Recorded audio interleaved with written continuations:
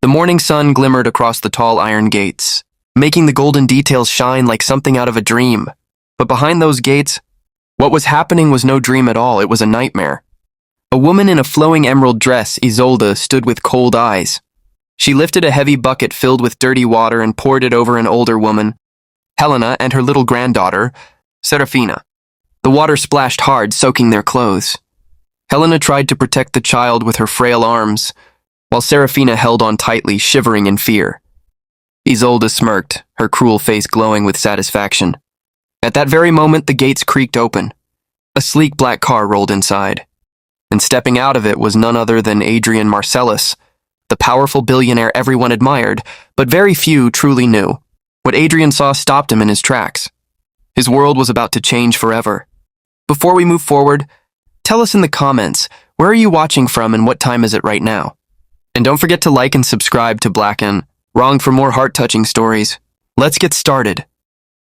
The heavy iron gates groaned as they swung wider, and a sleek black luxury car rolled into the courtyard.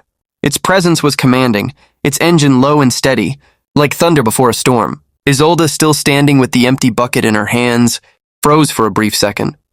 Then she quickly turned away, pretending nothing had happened. But the wet ground, and the trembling figures of Helena and little Seraphina told the truth clearly. The car door opened and Adrian Marcellus stepped out. Tall, sharp, and powerful, he carried the aura of a man everyone admired, but hardly anyone truly understood. That morning, he wasn't here for business or power. His only plan was to surprise his mother, Helena, and his precious daughter, Seraphina.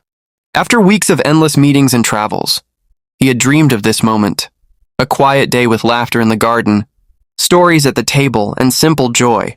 But the first sight that met his eyes was not joy. It was cruelty. Adrian's steps slowed. His eyes narrowed. What he saw next shook him to the core. Adrian's sharp eyes locked on the scene before him. Isolde, the woman he had trusted with his heart, stood frozen, the heavy bucket still dripping filthy water onto the stone ground. His mother, Helena, stood shivering, her clothes heavy and soaked, her silver hair plastered to her face. Beside her, little Seraphina clung tightly to her grandmother's arm, her small body shaking, her eyes filled with tears of fear. For a moment, Adrian could not believe what he was seeing. The elegant woman he had planned to marry, the woman he thought would one day be a mother to his child, had shown a face so cruel it felt like a knife to his chest. Isolde's painted smile faded instantly. She tried to mask her guilt, but the truth was all around. Helena's trembling hands, Seraphina's frightened cries, and the trail of dirty water at her feet. Adrian's silence cut deeper than any words could. His eyes burned with disappointment, betrayal, and a rising storm of anger. And in that silence, Isolde began to tremble. But how would Adrian respond to this cruelty? Adrian stood frozen for a heartbeat, his chest heavy with disbelief. For so long, he had seen Isolde as perfect, elegant, graceful, and a woman he believed would bring warmth to his home. He had defended her to everyone, even imagined her as a loving stepmother for little Seraphina. But now, in the cruelest moment, that image shattered like glass. The woman he thought he loved had poured her anger not just on anyone, but on his mother Helena and his innocent daughter. Isolde's voice broke the silence. She stammered excuses, blaming Helena for being careless, blaming Seraphina for misbehaving. Her words were sharp, desperate, and false. But Adrian saw through every lie. His jaw tightened, his fists clenched, and still, he said nothing. His silence felt heavier than thunder. It pressed down on the air, making even Isolde's breathing uneasy. Helena tried to steady Seraphina, whispering softly, "It's all right, little one." But Adrian knew it wasn't all right, not anymore.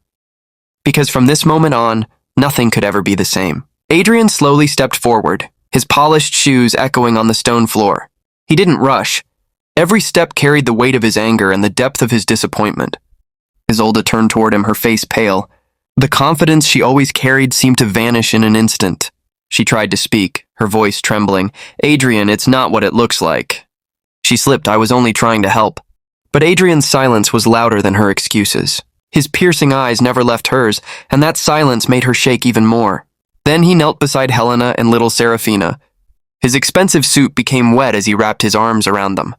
Seraphina buried her face into his chest, whispering through sobs, "Papa." "I was scared, Helena." trying to be strong, murmured, "Don't worry about me." But Adrian knew this moment was not about spilled water. It was about dignity, love, and respect, things Isolde had thrown away. He held his family close, and in that embrace, one decision was already being made. But what would he say to Isolde now? Adrian slowly stood, still holding Seraphina's tiny hand in his. His eyes never left Isolde. For a long moment, there was only silence, the kind that makes the heart pound faster. Finally, his voice came, low but steady. "Leave." Isolde's eyes widened. She stepped closer, shaking her head. "No, Adrian. Please, you don't understand. I was upset. I didn't mean any harm. You can't end everything over this." Her words spilled out quickly, each one more desperate than the last. But Adrian's face didn't change. His silence returned, colder this time, stronger than any anger. Helena stood behind him, her hand resting on Seraphina's shoulder, her expression calm but tired. Isolde's tears began to fall, but Adrian did not move. His decision was final, his voice firm as steel. "You are not welcome here." Her sobs echoed in the courtyard, but no one came to comfort her, because in that moment, Adrian chose his family over everything else. But how would the world react when this secret became public? The news spread faster than wildfire. By the next morning, whispers filled every corner of high society. Adrian Marcellus had broken off his engagement to Isolde. Some gossiped that she had done something unforgivable. Others guessed it was a simple argument. But the truth, what Adrian had witnessed with his own eyes, remained his family's secret. Isolde tried to save her image.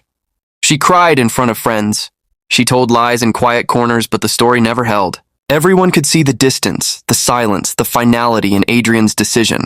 Meanwhile, Adrian turned his full attention to Helena and little Seraphina. There were no more business meetings in his mind, no deals more important.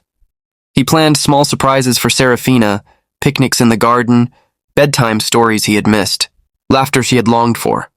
With his mother, he shared warm cups of tea, listening to her wisdom, finding comfort in her presence. Slowly, the shadows of betrayal began to fade. But what lesson would Adrian carry from this heartbreak? Days turned into weeks, and slowly, the house began to feel alive again. Laughter returned, soft at first, then brighter as little Seraphina played in the gardens, running with flowers in her tiny hands. Helena watched her granddaughter with gentle eyes, her heart grateful for the love that still surrounded them. She often reminded Adrian, true strength is not in power but in kindness. Adrian listened. He spent more time at home, sitting with Seraphina during meals, walking beside Helena in the evenings, and enjoying the simple joy of family. Business could wait. Love could not. In quiet moments, he thought of Isolde, not with anger anymore, but with clarity. Her beauty, her charm, her elegance, it had all meant nothing when her heart had been cold. Now Adrian understood. Wealth was not measured in gold or fame. It was measured in the bonds that could never be broken. The love of a child, the wisdom of a mother, the safety of family. But how would this lesson change the way he lived his life from now on? Adrian sat in the courtyard one evening, watching little Seraphina chase butterflies while Helena smiled nearby. The golden sunset painted the sky, and for the first time in a long while, peace filled his heart. He had once believed that success was measured by power, wealth, and partnerships. But that cruel morning had opened his eyes. It wasn't business or status that mattered most. It was the love of his mother. It was the laughter of his daughter. It was kindness, the only treasure that grew the more it was shared. Isolde was gone, but her betrayal had left behind a lesson that Adrian would never forget. Beauty fades, wealth shifts, but family and compassion stand eternal. As the night settled in, Adrian whispered to himself, This is my real fortune. And if this story touched your heart, tell us in the comments, what does kindness mean to you? Don't forget to like, share, and subscribe to Black and Wronged for more heart-touching stories. Because true wealth isn't found in gold, it's found in love.